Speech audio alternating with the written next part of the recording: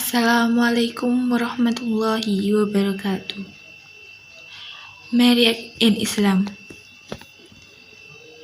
Erek Waufawidhu Amriy Ilalloh and Widya Pratiwi. Understanding marriage. The term marriage comes from Arabic, namely nikah. Some say marriage according to the term fiqh as the word marriage and the word zawaj. In terms of Indonesia, it is marriage. Today, it is often distinguished between marriage and marriage. But in principle, married and married are only different in interacting the root of the word. Married is an expression of a contract that is very clear and summary of the pillars of conditional marriage law. Source of marriage law. 1. The Al-Quran in Quran Surat Az-Zariyat 49 and Surat Yasin, Al-Hujurat and An-Nahl. 2. Al-Hadith from Anas ibn Malik radhiyallahu anhu. He said that the Prophet sallallahu alaihi wasallam said, "If a man is married, then he has perfected half his religion. Therefore, be afraid of God in the other half." Hadis riwayat Baihaqi. 3.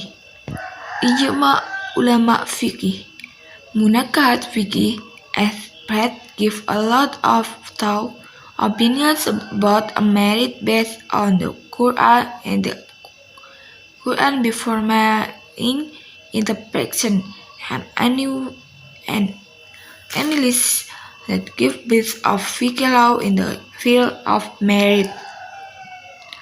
4. Ijtihad.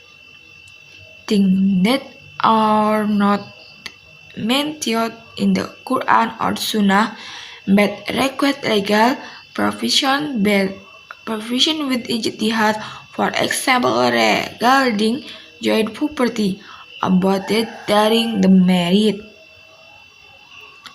Marriage law. 1. Mubah is the origin of the law of marriage, which is the law against in acts that is allowed to work on it. 2. Sunnah means that if you do a marriage, then it better because he is in that approach and at that mating time.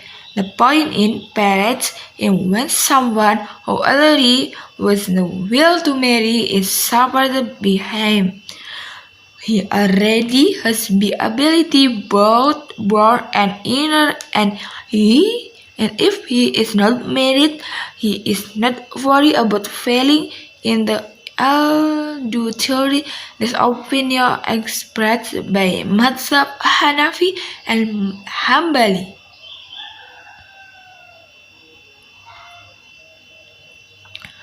3. Makruh. Married becomes to know when I married man is able to provide for this wife if a talk and woman is in fact less than the man. 4. Haram law to do married to someone who does not have the will and ability under bed. This means that a person will not have a sense of responsibility in his or her whole life.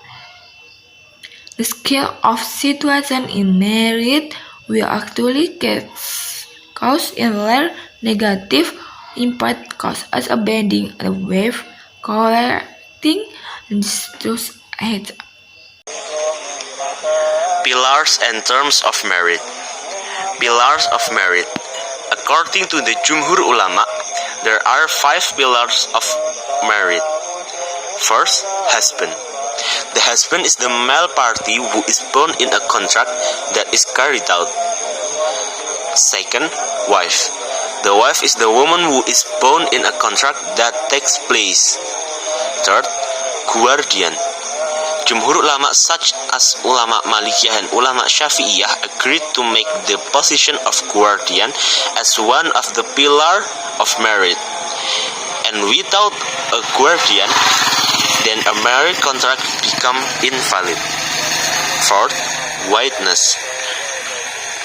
A marriage is invalid if there are no witnesses in the contract. In a sense, a contract is declared valid if witnessed by 2 witnesses are commonly called syahidaini. 5. Ijab qabul. Ijab means to determine something, while qabul is to express approval of the agreed consent. In the ijab and qabul itself, the lafaz that is pledged does not have to use Arabic, but in a language that is easy to terms of marriage. In order to be called married in a relationship that has fulfilled the pillars above, there must be conditions. The conditions for marriage are as follows. First, the terms for the groom are Islam, ridho to the married, the person is clear, and there is no syara barriers. Second, the terms for the bride are Islam, ridho to the married, the person is clear, and there is no syara barrier to marriage, whether mu'abbad or mu'akkad. Third, the terms for the guardian are Islam, balik and reasonable, independent, some religion with the bride and groom, man, and fair. Fourth, the terms for witness are Islam, balik and reasonable, to men, fair, understand to the purpose. Types of marriage in Islam. In Islam, marriage has many kinds. For a more complete discussion will be discussed in the material below. First, mut'ah marriage, nikah mut'ah. Linguistically, the word mut'ah in Arabic comes from the word mata, which means pleasure. Whereas in terms, mut'ah marriage is a marriage where in a situation a man says to a woman with sentence such as, I enjoy your body for a certain period of time with this money. It is said for a certain period of time because the marriage relationship will automatically end when it is due without having to go through a divorce process. Initially, mut'ah marriage was permissible, but after that it was forbidden. Second, married with the intention of divorce, nikah dengan niat talak. Married with the intent of divorce means that someone is married by fulfilling all the conditions and pillars of marriage, such as the presence of a guardian, witness, and consent, so that in the view of the Sharia the marriage is legal and has justified the relationship between husband and wife.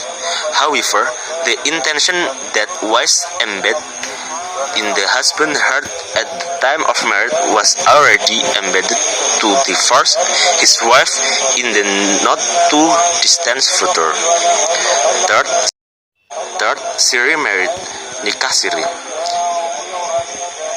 Meanwhile, in terms, it seems the different practice and form have developed in the community.